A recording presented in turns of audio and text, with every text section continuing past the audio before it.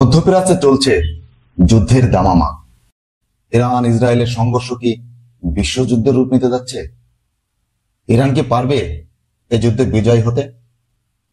থাকুন আমাদের সঙ্গে, জানুন বিশ্লেষণ।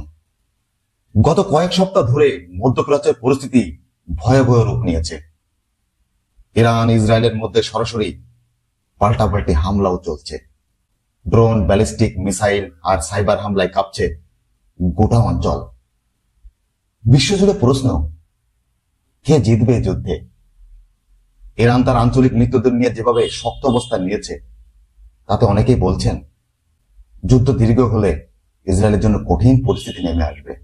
এদিকে ইরান যাদের নিয়ে যুদ্ধে মাঠ সাজিয়েছে, তাদের মধ্যে রয়েছে লেবাননের হিজবুল্লাহ, ইয়েমেনের হুতি এবং ইরাক সিরিয়ার শিয়া বাহিনী। এরাই কিন্তু ইসরায়েলের জন্য বড়ই হুমকি। তবে ইসরায়েলও কিন্তু বসে নেই। আধুনিক প্রযুক্তি আর যুক্তরাষ্ট্র ন্যাটো জোটের সহায়তায় শক্ত অবস্থান নিয়েছে তারাও। সরাসরি যুদ্ধে ইসরায়েল এখনো কিন্তু এগিয়ে রয়েছে, কিন্তু আঞ্চলিক গেরিলা কৌশলে ইরান বড় চমকও দেখাতে পারে।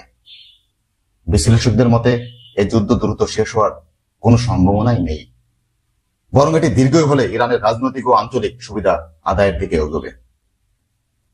দেখা যাক শেষ পর্যন্ত কে বিজয়ী হয় এই মধ্যপ্রাচ্যের রক্তাক্ত লড়াইয়ে।